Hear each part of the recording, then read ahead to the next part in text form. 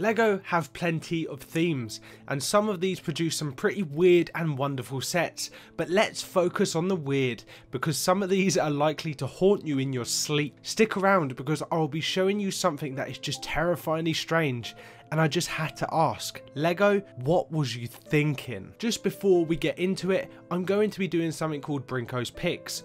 All you have to do is leave a comment stating your favourite LEGO set, and I will pick one out of the comments to show in the next video, alongside a shout out of your username and a screenshot of the comment too. Did any of you know that LEGO made Angry Bird sets? No? Neither did I. And that's probably for good reason. In 2016 we was graced with a theme destined to give you nightmares. The theme was only around a year or so before being discontinued. What a shocker. The minifigures were terrifying, the birds' faces were frightening, and I'm sure it made sense somehow, but this makes no sense to me. We got these rabid birds in castles, they're riding motorcycles, they're flying planes, sailing in ships, and even messing around on jet bikes. But honestly, just look at the lineup of minifigures. Imagine waking up and seeing these staring at you from across the room. Nah, I'm alright, these green ones just have to go. Honestly, it must be a green thing, because set 4095, the record and play set, is also green, but had the potential to take over the world, and for all the wrong reasons. Looking like a grasshopper, this had a special feature. With record and play, you could build models that could walk, roll and even write. All you need to do is hit the record button and move your creation in any angle and order you desire. Once done, hit the play button and your model would completely recreate the exact movement. Now that's some 2003 AI stuff I don't think anyone is ready for. The instructions give you 6 models to choose from, and also 6 more idea starters to inspire your creativity to flourish. Let's be honest, the concept is cool, but do we need this? Something we do need though is sleep, and investing in any LEGO Fabuland minifigures would severely limit that. Fabuland was around in the 1970s and 80s, showcasing these extremely strange animal characters. There's literally no introduction needed for these. Just take a look at these minifigures and you can see exactly where I'm coming from. And thinking about it, what even is going on? What is this? Like, what is genuinely happening? Just a quick side note, if you are enjoying this video, please hit that subscribe button. It may not seem like a lot, but it really does help me more than you could ever imagine. On first glance, this next set looks pretty normal, until you look longer and longer. Set 6492-1 just keeps unfolding right in front of your eyes. Starting view, you just see a pretty odd looking car, but it seems like there's so much more than that going on, and I don't think anyone knows why. Firstly, the car has a multitude of different wheels, fat wheels at the back, these strange hypnotic wheels in the middle and these thin wheels at the front. But if the wheels weren't enough, let's add a propeller so we can fly. But we want to go faster in the sky, so let's also add some jet engines. But now we don't have any storage space, so let's add a towable trailer. But what do we need to transport, may you ask? The trailer is specifically made to store all of our different helmets and hats.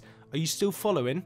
Well, prepare to lose yourself, because the hats are guarded by a monkey, and this whole jumble say of a vehicle is controlled by these two guys. Not really sure if these two could fight their way out of a paper bag, let alone control the most confusing vehicle on the planet. On the topic of vehicles, one of my favourite themes is Speed Champions, but way back in the 90s there was a very short-lived theme called Snap.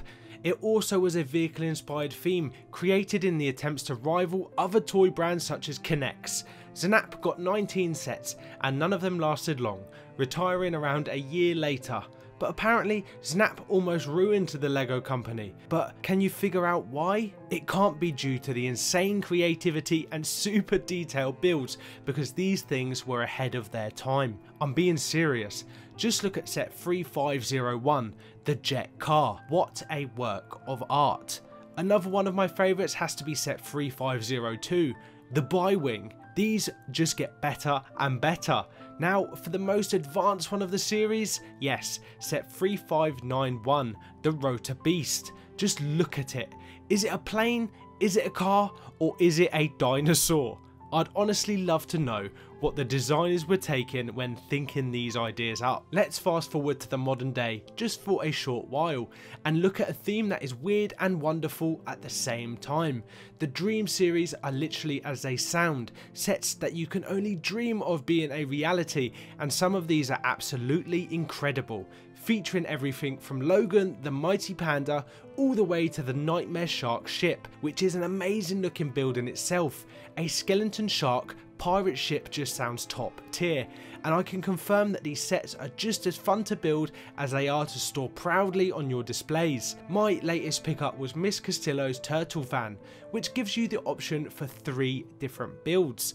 You first build this super cool Volkswagen style camper van, which you could then turn into either a flying turtle camper or a walking turtle camper that has weapon stores out front. The minifigures are also awesome, and the side builds you attach to the roof are just fun and creative. Now for one of the most disturbing things I have ever seen, set 3121 Scala. This was created to win over the Barbie fans, but it failed miserably and retired shortly after. I mean, there's not too much to look at here. There was only 20 pieces and it retailed for $8 US.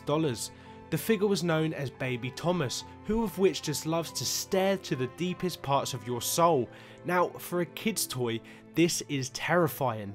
Domino the Dalmatian is awesome though, and I would have got this set just for him. On the topic of awesome, SpongeBob SquarePants is awesome, but something that isn't is the Krusty the Krab bamboozling us. Set 3833 looks like a set featuring the iconic Krusty Krab restaurant, but it's not what you'd expect. It's genuinely just the front door. You build the front of the restaurant and that is it. No interior at all, nothing. And Squidward isn't even included. But speaking of Squidward, he was done dirty with his first rendition as a minifigure. Granted, it'd be difficult to create a more accurate version, but this guy just isn't it. And isn't Squidward just always angry? So the fact this minifigure has a smile on his face doesn't sit well with me. Lately there have been some pretty cool art sets available, just like the Milky Way Galaxy set or the Vincent van Gogh Starry Night.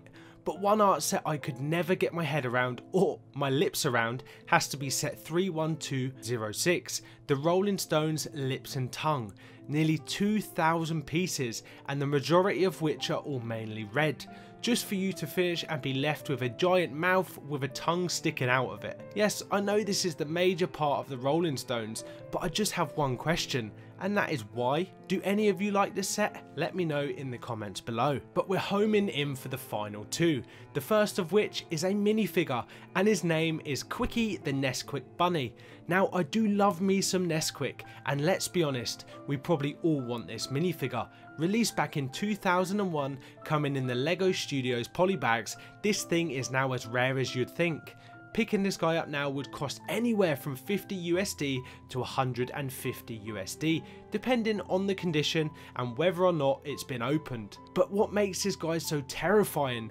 Take off the bunny head to reveal the minifigure's face and you'd have seen this character in your nightmares all too many times. And if you haven't, you will be now. I mean, it's just terrifying. Saving one of the best till last, we have to give a massive shout out to Joffrey the Giraffe. First introduced as set 40077 in a poly bag, we got Joffrey disembodied. I have no idea why they decided to cut this guy's head off and lose the torso. What do you even do with this? There's generally no reason at all to just have Joffrey's head on display. But LEGO knew they did Joffrey dirty and come up with set 40228, Joffrey the Giraffe Part 2. Although even then, I think they still did him dirty. Why is he so creepy looking? Why does he have buck teeth? Why does he have a unibrow? And more importantly, why is he covered in stars surrounded by children? At this point, we just have to feel sorry for him. But there we have it,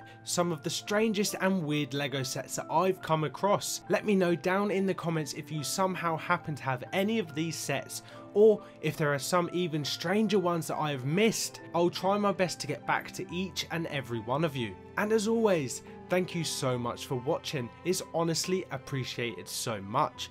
Please give me a like and a subscribe, and I will definitely be seeing you on the next one.